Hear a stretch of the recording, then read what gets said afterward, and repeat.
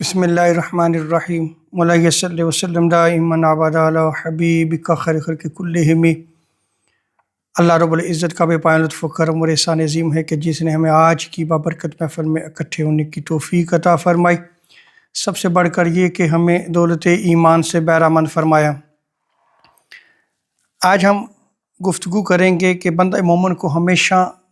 اچھی مجلس کو اختیار کرنا چاہیے، اور اگر دوست و احباب میں سے کسی کے ساتھ مجلس اختیار کرتا ہے، گپ شپ ہوتی ہے، تو اسے چاہیے کہ اس مجلس میں اللہ کا ذکر بھی کرے اور حضور سید عالم صلی اللہ علیہ وسلم پر درود پاک بھی پڑھے۔ اگر بندہ مومن اپنی زندگی میں ایسی مجلس کو اختیار کرتا ہے کہ جس میں صرف گپ شپ ہوتی ہے، دنیا اور دنیا داری کے حوالے سے ہی گفتگو چلتی رہتی ہے، اور اس مجلس میں نہ اللہ کو یاد کیا جائے نہ اس کے رسول کو یاد کیا جائے، تو ایسی مجلس ایسی ہے کہ جیسے مردار گدھے کے پاس سے اٹھنا۔ حضور سید عالم صلی اللہ علیہ وسلم ارشاد فرماتے ہیں کہ جو لوگ کسی مجلس سے اٹھے اور اس مجلس میں انہوں نے اللہ رب العزت کا ذکر نہ کیا ہو، اللہ کو یاد نہ کیا ہو، تو یہ ایسی مجلس ہے گویا کہ وہ کسی مردار گدھے کے پاس سے اٹھے، اور قیامت کے دن ان کے لیے یہ مجلس باعث حسرت بن جائے گی، باعث افسوس ہوگی، اور ان کا یہ بیٹھنا قیامت کے دن باعث افسوس ہوگا۔ اسی طرح حضرت ابو ہریرہ رضی اللہ تعالی عنہ کی دوسری روایت میں آتا ہے، حضور سید عالم صلی اللہ تعالی علیہ وسلم ارشاد فرماتے ہیں کہ جو لوگ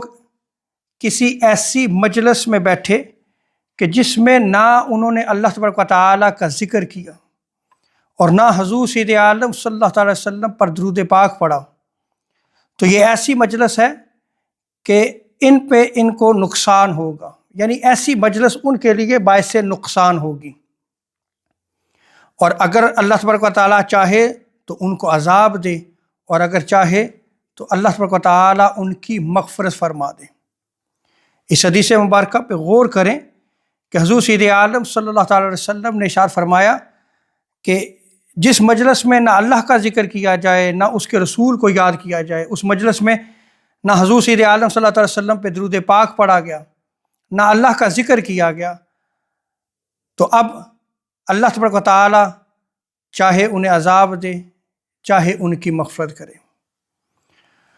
اور اگر بندہ مومن نیک اعمال کے باعث جنت میں چلا جاتا ہے، لیکن اس کے باوجود ایسی مجلس کہ جس میں اس نے نہ اللہ کو یاد کیا اور نہ حضور سید عالم صلی اللہ علیہ وسلم پہ درود پاک پڑھا، تو ایسی مجلس ان کے لیے باعث حسرت بن جائے گی۔ وہ جنت میں داخل ہو کر بھی اس پہ افسوس کیا کریں گے کہ کاش ایسی مجلس کو اختیار نہ کرتے، کاش کہ ہم اس مجلس میں اللہ کا ذکر کر لیتے، کاش ہم اس مجلس میں حضور سید عالم صلی اللہ علیہ وسلم پر درود پاک پڑھ لیتے۔ حضرت ابو ہریرہ رضی اللہ تعالیٰ عنہ بیان کرتے ہیں کہ حضور سید عالم صلی اللہ تعالیٰ علیہ وسلم نے ارشاد فرمایا کہ جو لوگ ایسی جگہ بیٹھے جہاں انہوں نے نہ اللہ کا ذکر کیا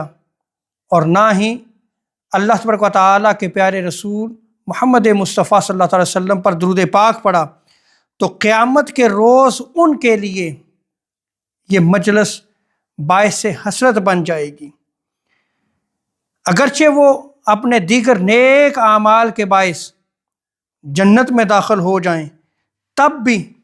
یہ مجلس ان کے لیے باعث افسوس بن جائے گی کہ کاش ہم اس مجلس میں اللہ تبارک و تعالیٰ کا ذکر کر لیتے، کاش ہم اس مجلس میں حضور سید عالم صلی اللہ علیہ وسلم پر درود پاک پڑھ لیتے۔ سو بندہ مومن کو چاہیے کہ وہ اچھی مجلس کو اختیار کرے، لیکن دوستو احباب کے ساتھ اگر گپ شپ والی مجلس ہے تو کم از کم اللہ تبارک و تعالیٰ کا ذکر ضرور کرے، یا آخر میں اٹھنے سے قبل حضور سید عالم صلی اللہ علیہ وسلم پر درود پاک ضرور پڑھے یا استغفار ضرور کر لے۔ اللہ تبارک و تعالیٰ ہمیں حضور سید عالم صلی اللہ علیہ وسلم کی محبت عطا فرمائے۔ وما علینا الا البلاغ المبین۔